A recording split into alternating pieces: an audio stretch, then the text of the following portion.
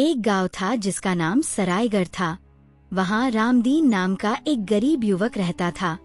उसका जीवन बहुत कठिनाइयों में गुजर रहा था। ना पहनने के लिए अच्छे कपड़े थे और ना खाने के लिए पर्याप्त भोजन। उसके पास अपनी जमीन नहीं थी, इसलिए वह अक्सर दूसरों के खेतों में मजदूरी करता था। गांव के बाहर टूटी फूटी मिट्टी की झोपड़ी ही उसका घर था। रामदीन को लगता था कि किस्मत ही सब कुछ है। वह सोचता था, जितना भगवान ने लिखा है वही मिलेगा, मेहनत करने से कुछ नहीं बदलता। एक दिन गांव के बूढ़े पंडित जी उससे बोले, बेटा, तुम जवान हो, मेहनती हो, क्यों खुद को बदकिस्मत मानकर बैठे रहते हो? मेहनत से किस्मत बदली जा सकती है।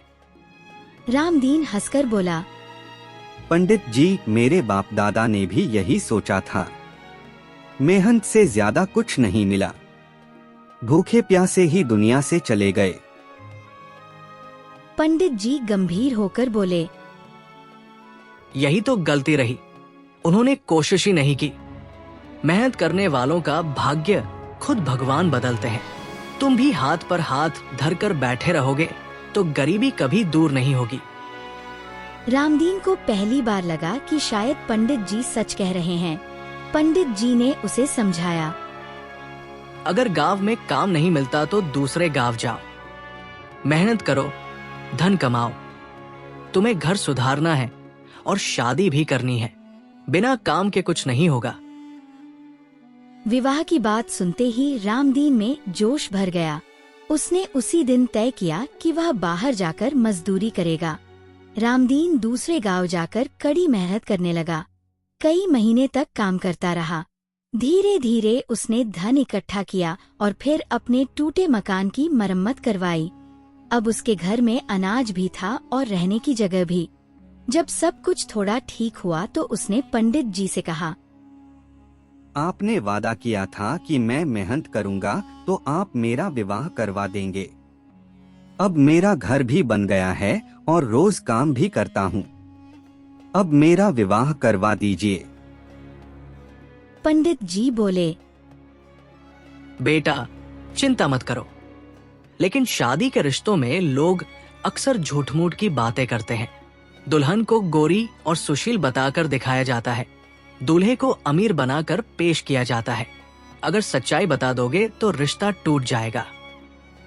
रामदीन ने कहा, लेकिन पंडित जी, झूठ बोलकर रिश्ता करना गलत है। पंडित जी बोले, बेटा, दुनिया झूठ से चलती है। अगर ज्यादा सच बोले तो कोई रिश्ता पक्का नहीं होगा। कुछ दिनों बाद पंडित जी एक किसान को लेकर आए। बोले, देखिए मनहर लाल जी, ये लड़का बड़ा मेहनती है। इसके पास 200 बीघा जमीन है, बहुत फसल होती है। आपकी बेटी राज करेगी। मनहर लाल खुश हो गए, लेकिन उनकी पत्नी राधा समझदार थी।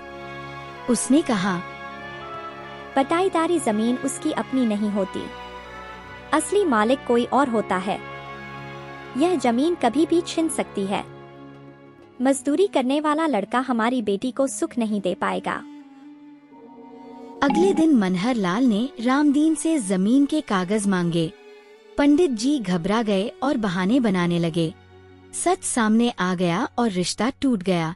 रामदीन गुस्से से पंडित जी से बोला, आपके झूठ ने सब बर्बाद कर दिया।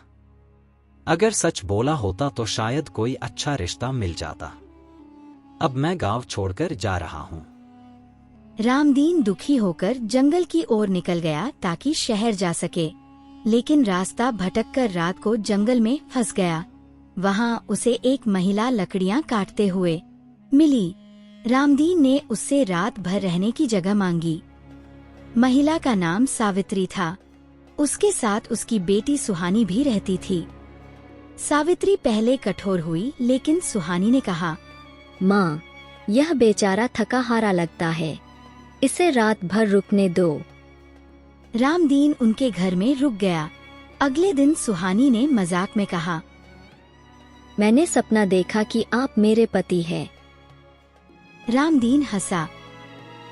सपनों से शादी नहीं होती, सावित्री ने गंभीर होकर कहा, बेटा, भगवान कभी कभी सपनों के सहारे ही राह दिखाते हैं। धीरे धीरे रामदीन को पता चला कि सावित्री असल में किसी समय गांव के एक जमींदार की पत्नी थी। लालच में आकर जमींदार ने उसे छोड़ दिया था और लालची औरतों के बहकावे में फंसकर मर गया।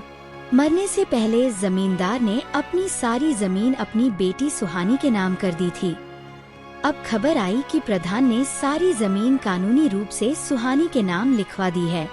सावित्री बोली, रामदीन, मेरी बेटी ने तुम्हें पति मान लिया है। अब यही तुम्हारा घर है। रामदीन ने पहली बार समझा कि मेहनत और सच्चाई से ही जीवन बदल सकता है।